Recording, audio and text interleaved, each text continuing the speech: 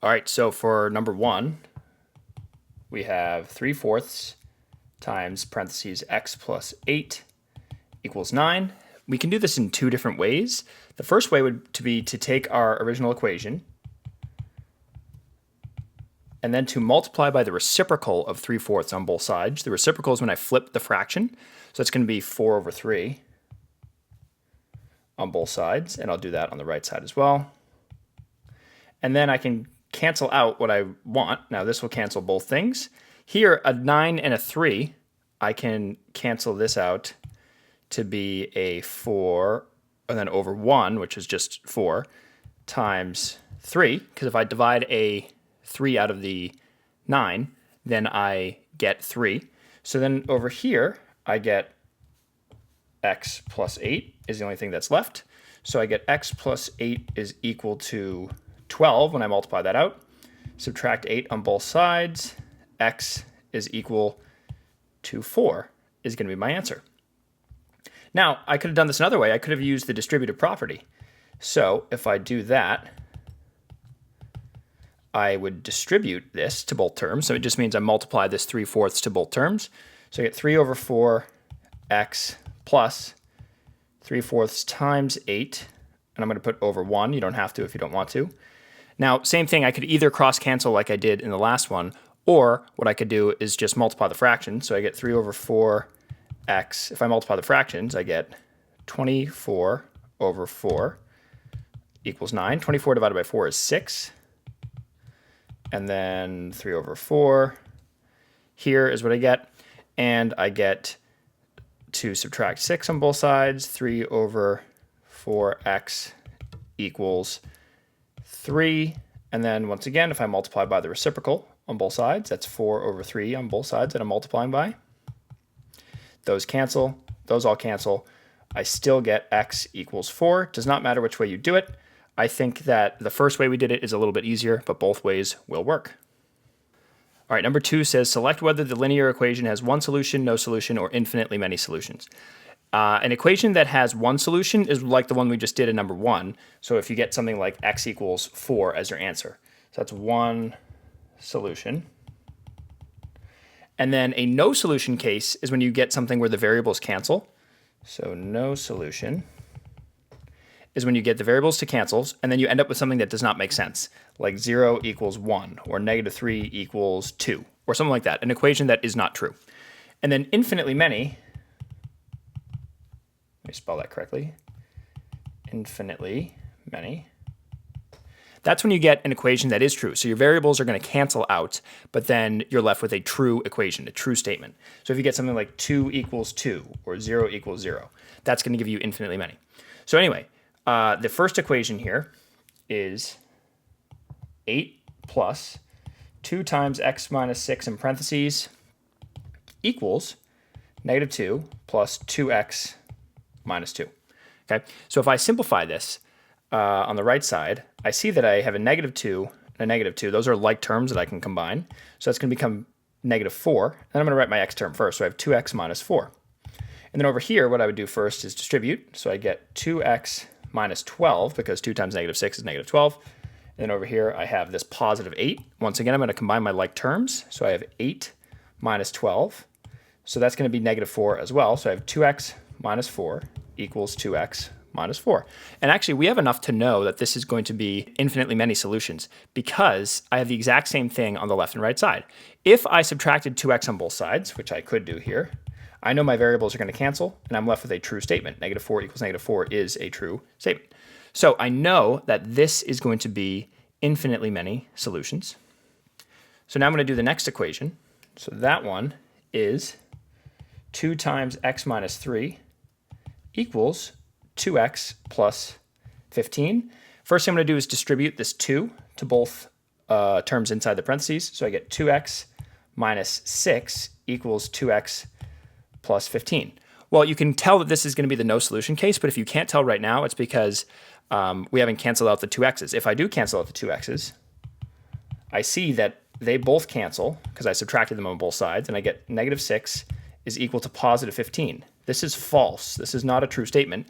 So this is saying that the only way that this equation is true that we started with is if -6 is equal to 15. -6 will never equal 15. Therefore, there are no solutions to this equation. Anyway, the last equation is 9 times w minus 9, and then minus 2 outside the parentheses, equals -7 plus 7 times the quantity w minus 8. So anyway, I'm going to distribute over here on the left side, and I get 9w minus 81 minus 2 equals -7 plus, and then if I distribute here, I get 7w and then minus 56. Now, I'm going to go and solve the entire equation, but you can actually tell right now that this is going to be one solution. The reason is because I have different coefficients on each side for the variables. So I have the 9 here and the 7 here. So I know that when I end up combining my terms by moving the variables on the same side, that they're not going to cancel out. But it's always safe to solve the equation to make sure that it's one solution. So anyway, I'm going to combine these. I get -83, and I get 9w. And then over here, I have -7 and -56. -56 minus 7 is going to be -63. So I have 7w minus 63. And then what I'm going to do is subtract 7w on both sides. That's to move my variables to the left side. If I'm going to move my variables to the left side, I'm going to move my constant terms to the right side. So I'm going to add 83 on both sides. So I get 2w is equal to, these cancel, and then this is going to be positive 20. Divide 2, w is going to equal 10, which confirmed our one solution answer that we got before we even solved the equation. So anyway, that's how to do number 2. Number 3 says, what value of x makes this equation true? Well, the equation is x over 3 minus 3 equals x over 9 plus 3. Well, once again, I want to get my constant terms on one side of the equation and my variables on the other side. So the way I'm going to do that is I'm going to add 3 on both sides. And I could have subtracted 3 on both sides to get rid of the plus 3 on the right, but I think it's easier to do this to get rid of negatives, but both will work. And then if I do that, then what I'm going to do over here is subtract x over 9 on both sides. Now I'm going to rewrite this as x over 3 minus x over 9 horizontally, because typically it's easier to subtract fractions horizontally. And then that's going to equal 3 plus 3, which is 6. Okay? And the reason I'm doing this is so I can get a common denominator. The way I subtract fractions is by having a common denominator. So the denominator I'm going to do to have it be the same is 9. So 3 times 3 is 9, which means I have to multiply by 3 on the bottom. But in order to keep this initial fraction, x over 3, the same value, I need to multiply by 3 on the top. If you remember, this is just a fancy way of multiplying x over 3 by 1. I'm just multiplying it by 3 over 3. So I'm not changing the value, I'm getting the common denominator. So anyway, this will give me 3x over 9 minus x over 9, and that equals 6. And then 3x minus x is 2x. Remember that you could write a 1 next to this x here. You don't have to, but you could write that if that helps you out. But that's going to give me 2x over 9 equals 6. Remember, 2x over 9 is the same thing as 2 over 9 times x. Okay? And if you're not sure, you could rewrite this as 2 over 9 times x, and then put a 1 here, and then multiply that out, and you'll get 2x over 9. It's the same thing. So we treat it the same way, which means the easiest way in this case to get rid of the 2 over 9 that's being multiplied by x is to multiply by the reciprocal. The reciprocal of 2 over 9 is 9 over 2. You could also multiply by 9 and then simplify and then divide the equation by 2, but this is faster and more efficient. So we're going to multiply by 9 halves on both sides. These cancel, so I just get x on the left side. Then over here, I can cancel out a 2 from the 6, and that becomes a 3. 3 times 9 is 27. So that's my answer. If I look at my multiple choice options, that's going to be option D. And now we're done with number 3. All right, number 4 says, a student's work to solve an equation is shown. So I have 1/8 times 40x plus 16 equals 9x minus 7 times 2x minus 1 in parentheses, and then all minus 5. The next step, we have 5x plus 2 equals 9x minus 14 plus 7, and then minus 5. So that looks good so far, because I believe the question is going to ask us if we answer this correctly or incorrectly, so we need to check. So after the first step, 1/8 times 40 is 5, and they keep the x. 1/8 of 16 is 2.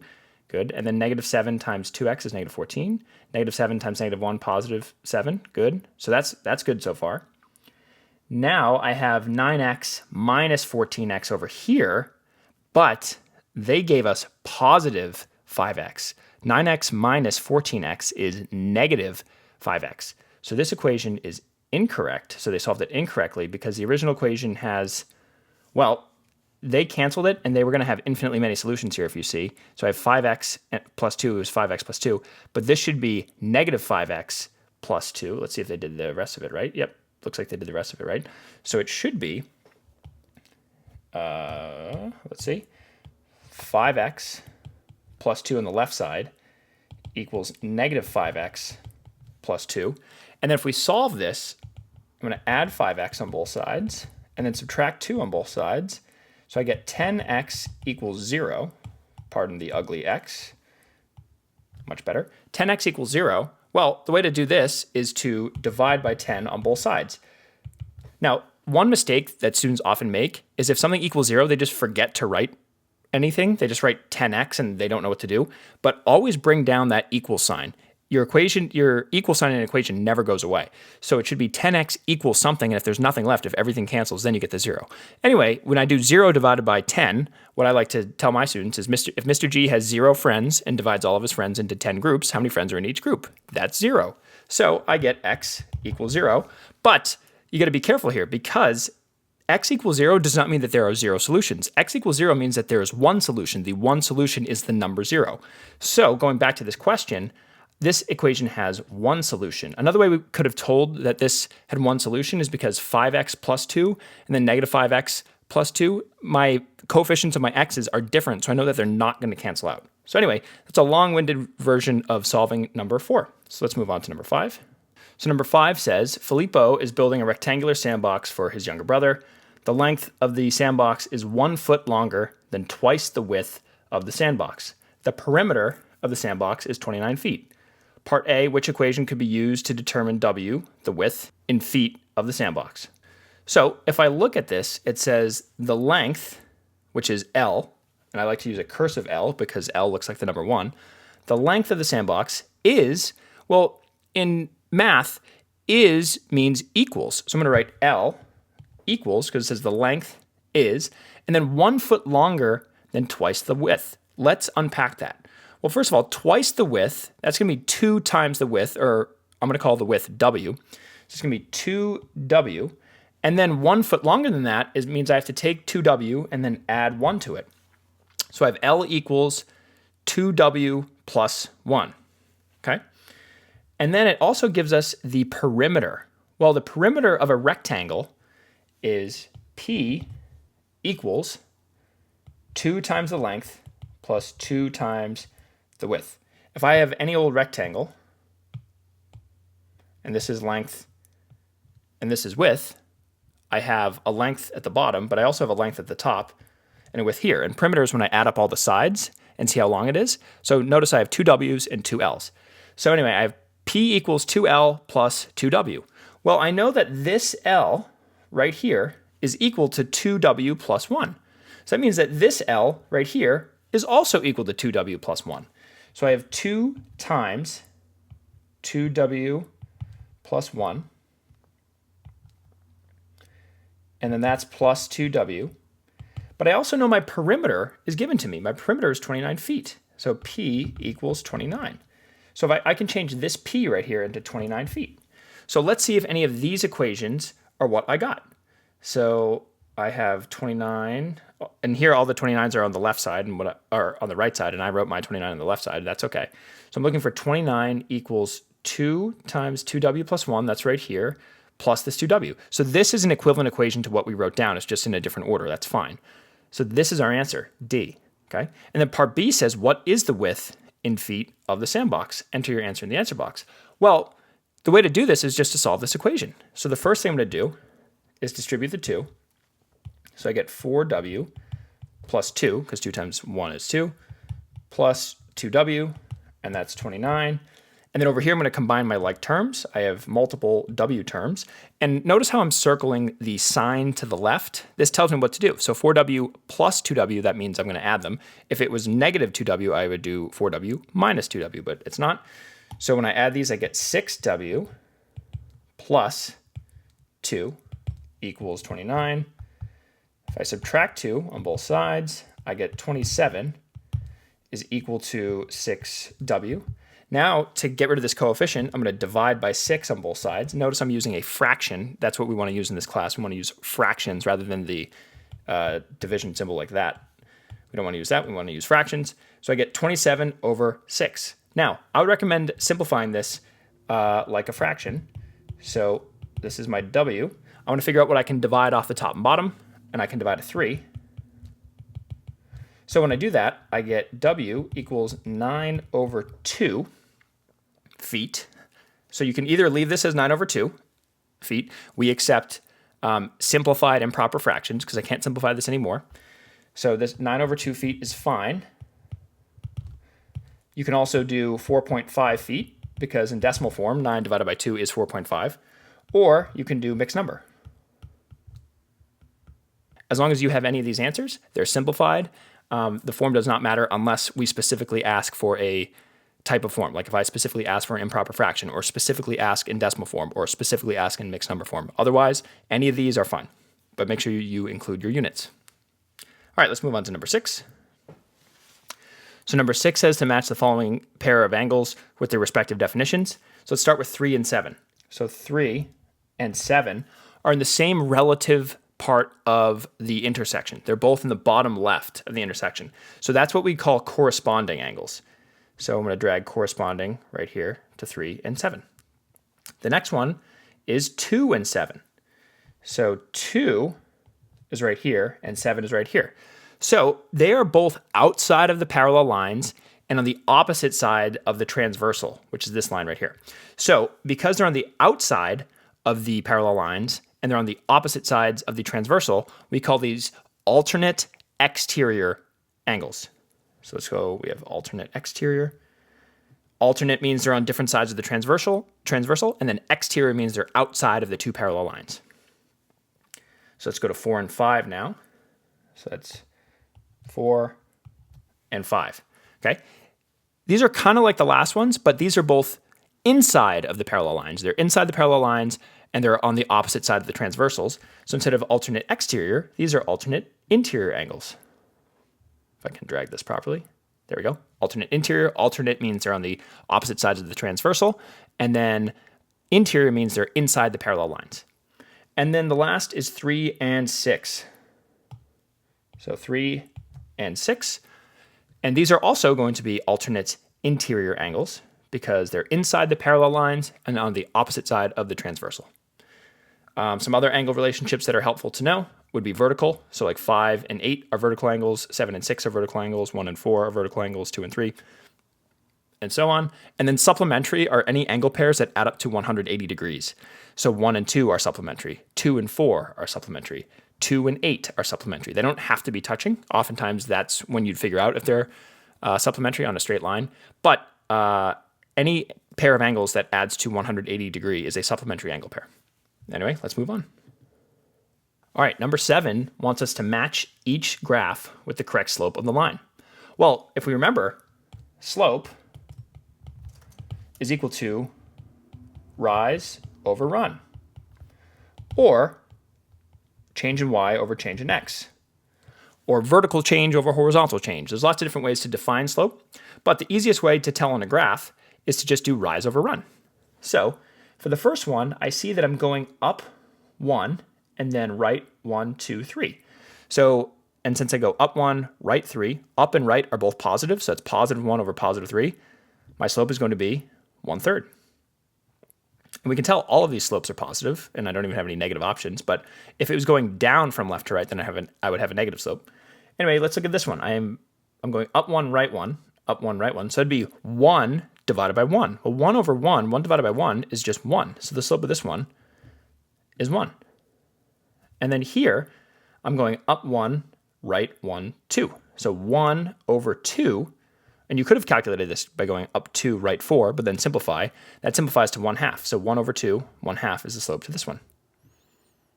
All right, let's move on to the next one. All right, so for number 8, Bill drove his car at a constant speed while on a trip. Kevin drove his car at a different constant speed while on the same trip. The graph and the table show information about the trips Bill and Kevin took. And then so here we have a graph of Bill's trip, and then we have a table of Kevin's trip. And the question says, which sentence correctly compares the rates Bill and Kevin drove on their trips? So we're basically just comparing these rates. Well, rate of change, that's what slope is. So what I'm going to do, actually I can keep this up here, is calculate the slope of each one. So if I calculate this slope, the way I would do it is I'd find 2 points that this line intersects with, 2 grid line intersections, so I know that it's accurate.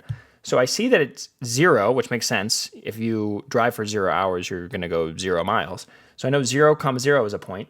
And I think the next point is not until right here. So 2 hours. After 2 hours, I know that Bill drives 110 miles. So my slope here is going to equal 110 miles over 2 hours. To simplify that, I just divide. 110 divided by 2 is 55. And then my unit is miles per hour. So that's the slope for Bill. All right, so to figure out Kevin's speed, what I would do is just find the change in y over change in x, change in miles over change in hours. Notice my hours are not counting by the same thing each time. So first I'm adding 2, then I'm adding 1, then I'm adding 2, then I'm adding 1. So all we care about is what my miles per hour is so I can compare it to Bill's trip. Well, when I add 2 hours, I know that I'm adding 90 miles. So my change in y is 90 over my change in x is 2. That gives me 45 miles per hour. Okay. Now, you could have done that with 2 different points. Like for 90 to 135, I add 45. So it's going to give me 45 divided by 1, which is the same thing, 45 miles per hour. So now that I know that Bill went 55 miles per hour and Kevin went 45 miles per hour, I can answer the question based on the answers that are given to me. So Bill drove at a rate that was 10 miles per hour slower than Kevin. Well, that's false because Bill's was 10 miles per hour faster. So Bill drove at a rate that was 10 miles per hour faster than Kevin. Well, that's true. And then these ones are wrong because the difference is 20 miles per hour, but we know that the difference was 10 miles per hour. So B is the best answer here. And now we're done with number 8. All right, number 9 says graph the line that has a slope of 1/4 and includes the point 0, 4. Well, if we remember, in slope-intercept form, we can write that as y equals mx plus b. So my slope is 1/4. M is the slope, so m is 1/4. And then b is the y-intercept. The y-intercept is the value of y when x equals 0. Well, I know that x is equal to 0 when y is 4. So my y-intercept is 4. So I have y equals 1/4 x plus 4. Okay. Now, you didn't even need to write this equation down to graph this. You could have just said, I'm going to plot 0, 4. If I click on my line tool, I'll plot 0, 4 right there. And then I'm going to adjust my second point to have the proper slope. Well, from this point, I go up 1 and then right 4 because my slope is 1/4. Remember, slope is rise over run, my change in y over change in x. So if I go up 1, right 4, then I get the correct line. I also could have gone down 1 and left 4. That would have given me the same line here. So you didn't have to write this equation like I did. You could just use this, but writing this equation might help you out. So anyway, that's how to graph this line. All right, number 10. This graph shows how the total distance Jack has walked depends on the number of trips he has made to school. So it wants the rate of change here. Like we talked about, rate of change is just the slope. So if I find the slope of this line, I can answer the question. Here I'm going up 1, 2, and then right 1. So up 2 units, which is kilometers, and then right 1 unit, which is number of trips. So up 2, right 1, up 2, right 1, up 2, right 1. 2 divided by 1 is 2. So I know that the rate of change is going to be 2 kilometers for every trip that Jack walks. And that's how to do number 10. All right, number 11, I have 5 to the power of 0. Well, if you remember, any non-zero number raised to the power of 0 is equal to 1. People will often think that it's equal to 0, but it's not. If you're wondering why, you could use some exponent rules. So if you did like 5 to the 2 over 5 to the 2, I know that I would do 5 to the 2 minus 2, which is 5 to the 0. But if I did this another way, 5 to the 2 is 25 over 5 to the 2 is 25. 25 divided by 25, any number divided by itself that's not 0, is equal to 1. So that's another way to think of that. But you can just know that instantly, and this question could take 2 seconds. 5 to the power of 0 is equal to 1. That's how to do number 11. All right, 3 to the power of 4 over 3 to the power of 2. Well, we could just multiply these out and then divide, or we could use our exponent rules. So I'm going to do our exponent rules, but both will work here because it's asking for our answer as a number and not as a power. So if I do 3 to the 4 over 3 to the 2, that means that I'm going to keep my base the same and subtract my exponents. So I can rewrite this as 3 to the power of 4 minus 2, and that's going to be 3 to the power of 2. And 3 to the power of 2 is equal to 9, and that's going to be option B. Now, if you didn't use the exponent rules, that's fine. 3 to the power of 4 is 81. 3 to the power of 2 is 9. 81 divided by 9 is also 9. So that's another way to do it, and it's a good way to check. If you know how to do it one way, and then you know how to do it another way, you could do it both ways to make sure that you have the correct answer. Anyway, that's how to do number 12. All right, for number 13, a scientist measured the wavelength of an X-ray as 0.0000000065 meters. Write the number in scientific notation. Remember, scientific notation is when we take a number that's in between 1 and 10 and then multiply it by 10 to some power. It's a great way to write really big numbers and really small numbers. Here's a really small number, so I'm going to use that to figure out the way to write this in scientific notation. So the way I want to do this is I want to move the decimal place until I have a number in between 1 and 10. It can be 1, it cannot be 10. So I'm going to do this 1, 2, 3, 4, 5, 6, 7, 8, 9. So now I have 6.5. 6.5 is in between 1 and 10. So I can write 6.5 times. And then to figure out what I'm doing, I know that my base is going to be 10, but now I want to figure out what exponent that's going to be. So I want to count the number of bumps that I drew, how many times I moved the decimal. So it's 1, 2, 3, 4, 5, 6, 7, 8, 9. And if I'm not sure whether or not it's going to be positive or negative 9, I move the decimal to the right, so that technically means I'm going to have a negative number. But if you're not sure, just ask yourself, is this number really, really big, or is it really, really small? This number is really, really small, so that means it's going to be a negative number. So this is going to be 6.5 times 10 to the negative 9th power. And that's how to do number 13. Number 14, what is 411,600,000 in scientific notation? Well, same thing as the last question. I'm going to put the decimal here, and I'm going to move this decimal until I have a number in between 1 and 10. So if I do that, I have 1, 2, 3, 4, 5, 6, 7, 8. So now I have 4 point something. And I moved it 8 times. And notice that this one's generous. It already gives us 10 to the 8th power. So all I have to do is rewrite 4.116. Now, since the rest of these are zeros, I don't need to write them anymore. If there was a bunch of zeros and then another number, technically you'd have to rewrite it. But I don't have to do that here. I can just write 4.116 and then times 10 to the power of 8 because I moved this 8 times. It's a really big number, so it's positive 8. I'll just go here, 4.116, and that is my answer. All right, so for number 15, Erica wrote the number 3.24 times 10 to the negative 3rd in standard form. Which number did she write?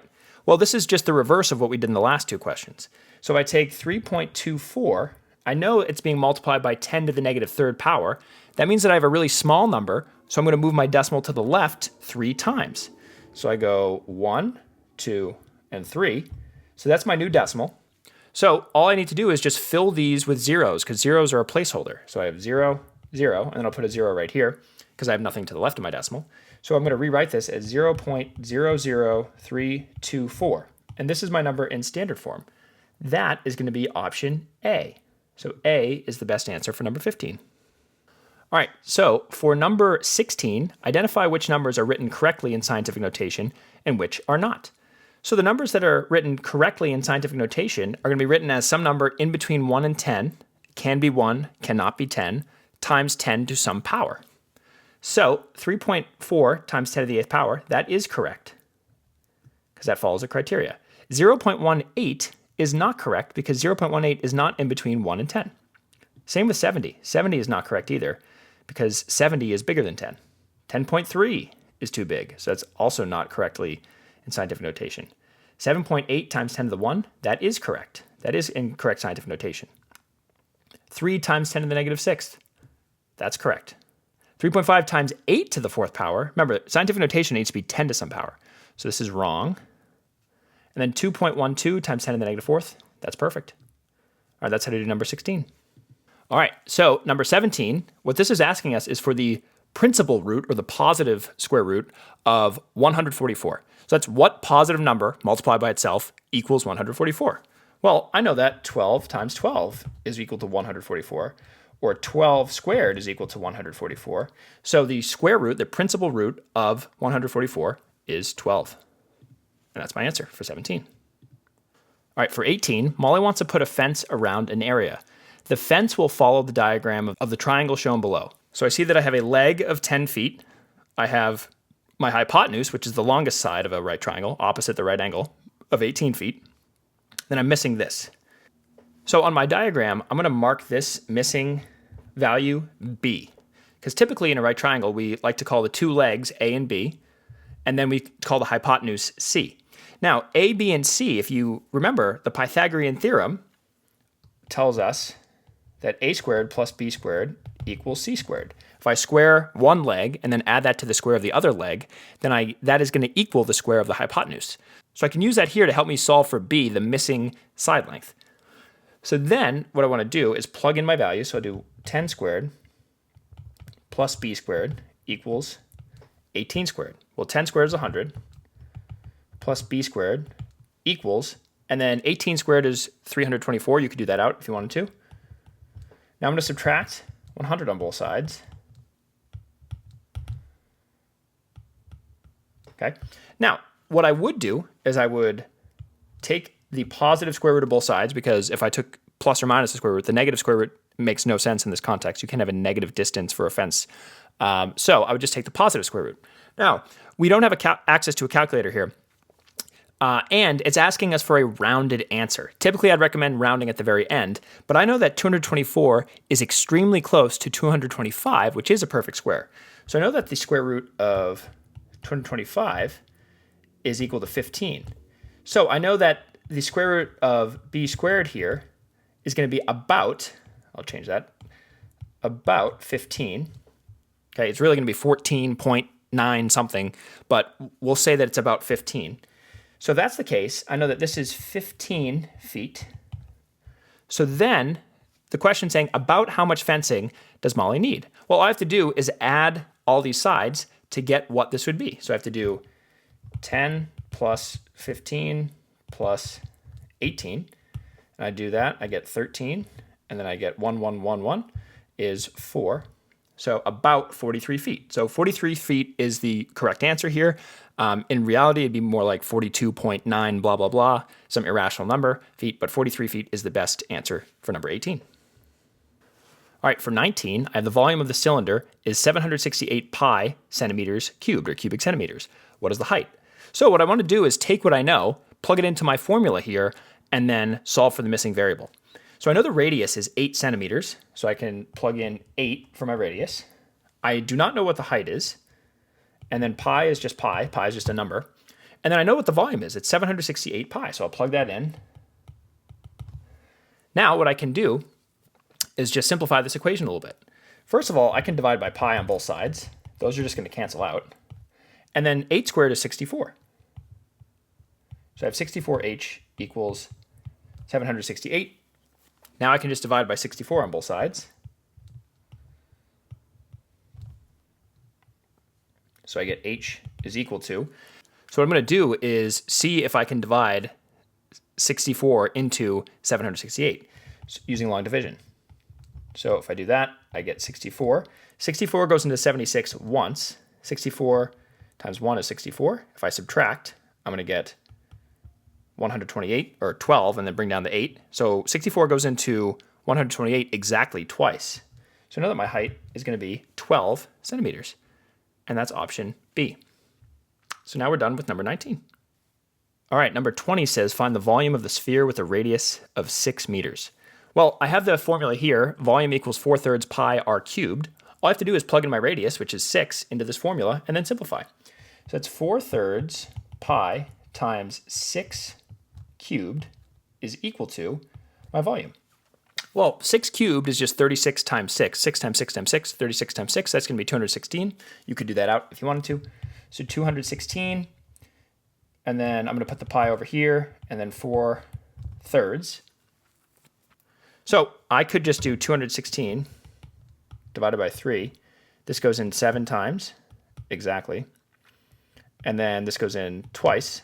So I know I get 4 times 72 times pi. And then just multiply. So 4 times 72, 4 times 2 is 8. And then 4 times 7 is 28. So I get 288 pi is equal to V meters cubed. And yep, that's the one that's already selected. These are all wrong, B, C, and D. So A is our best answer for number 20. All right, 21. If the volume of a cone is 27 pi meters cubed and the radius of a cone is 3 meters, then the height of the cone is what? So all I'm doing is finding the height. So here I have V equals 1/3 pi r squared h. That's the formula for the volume of a cone in terms of radius and height. So I'm going to plug in what I know. So the volume is 27 pi meters cubed. So 27 pi is equal to 1/3 pi. And the radius is 3. So I'm going to go 3 squared, and I'm solving for h. So I'm just going to simplify both sides of the equation as much as I can, and then isolate h. So 3 squared is 9. So I'd have 1/3 pi times 9 times h, and then 27 pi. Then 1/3 times 9 is the same thing as 9 divided by 3, which is just 3. So I have 3 pi h equals 27 pi. And now all I have to do is just divide the coefficient of h. Well, that's 3 pi. 3 pi is being multiplied by h. To cancel that out, I can divide 3 pi on both sides. The pi's cancel. Everything here cancels except for the h. And then 27 divided by 3 is just 9.